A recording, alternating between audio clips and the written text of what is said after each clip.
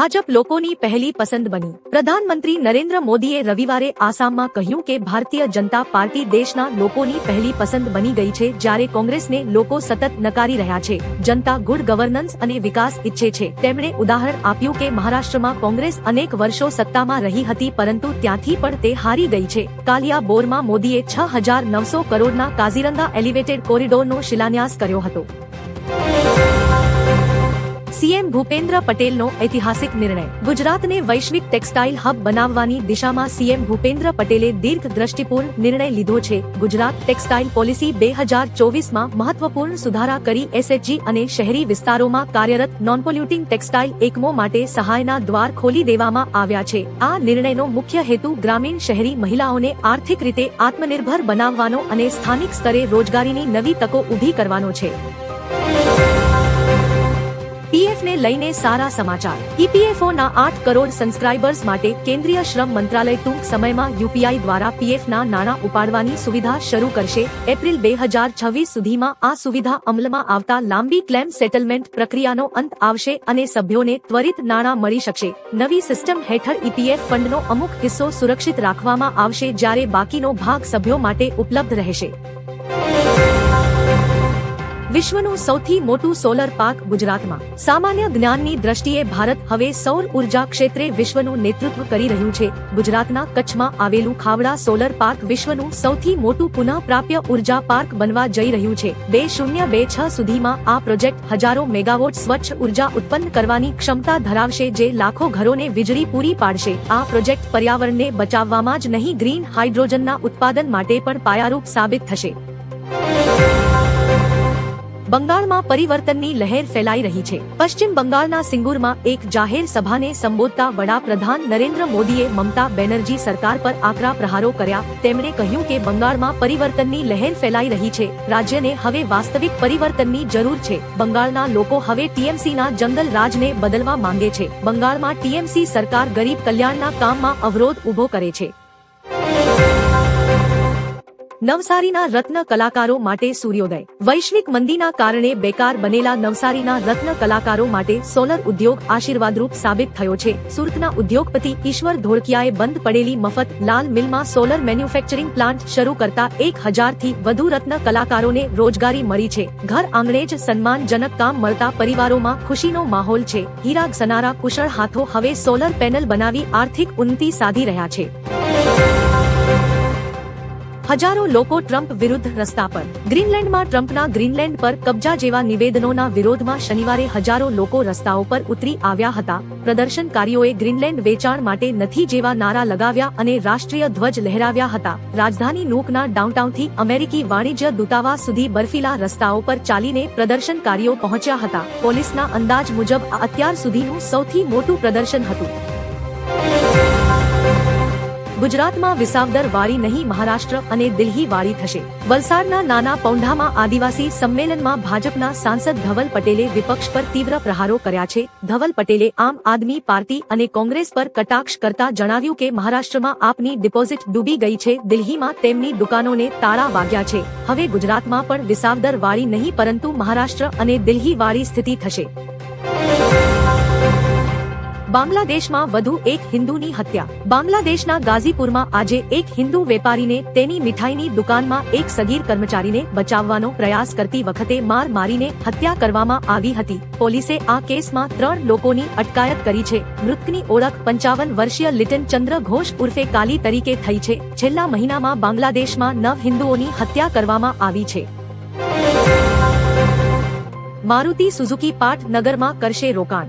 દેશની સૌથી મોટી કાર ઉત્પાદક કંપની મારુતિ સુઝુકી ગુજરાતના ખોરજ ગાંધીનગરમાં એક નવો ઉત્પાદન પ્લાન્ટ સ્થાપશે। આ પ્રોજેક્ટ માટે તેણે ગુજરાત સરકાર સાથે અંદાજે 35,000 કરોડના રોકાણ કરાર પર હસ્તાક્ષર કર્યા। નવા પ્લાન્ટથી આશરે 12,000 લોકોને રોજગારી મળશે તેવી અપેક્ષા છે।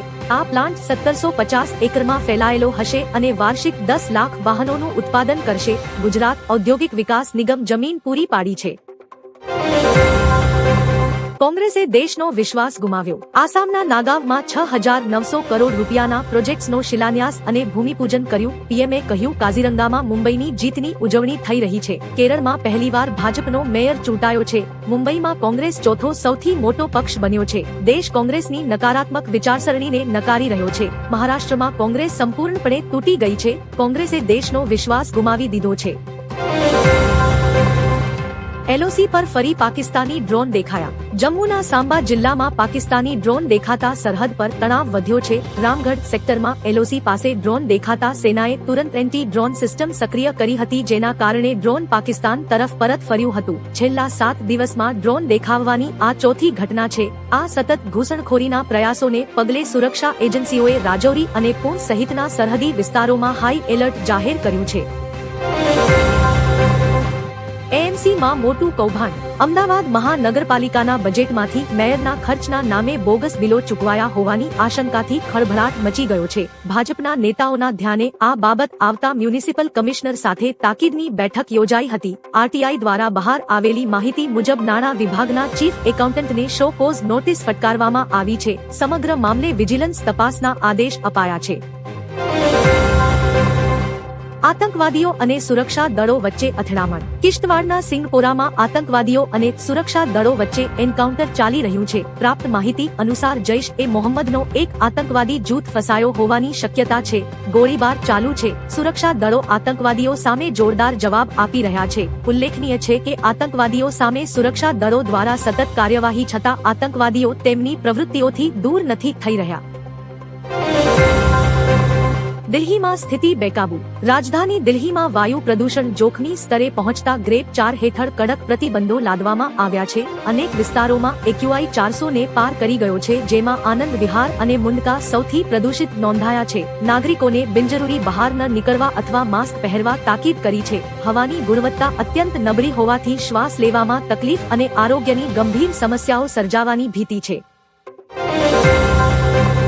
ઈસુદાન ગઢવીએ ભાજપને લીધું આડે હાથ. આપના નેતા ગોપાલ ઇટાલિયા પર કથિત હુમલાનો પ્રયાસ થતા રાજકારણ ગરમાયું છે. રાજકોટ ખાતે પત્રકાર પરિષદમાં પ્રદેશ પ્રમુખ ઈસુદાન ગઢવીએ બીજેપી પર ગંભીર આક્ષેપો લગાવ્યા છે. તેમનો દાવો છે કે બીજેપીના નેતાઓને કોઈ સાંભળતું નથી, તેથી તેઓ યુવાનોને રૂપિયાની લાલચ અને દારૂ આપીને આપ નેતાઓ પર જૂતા ફેંકવા કે હુમલો કરવા ઉશ્કેરે છે. તેમણે કહ્યું કે યુવક જાનલેવા ઈરાદે આવ્યો હતો, છતાં પોલીસે કોઈ કાર્યવાહી ન કરી.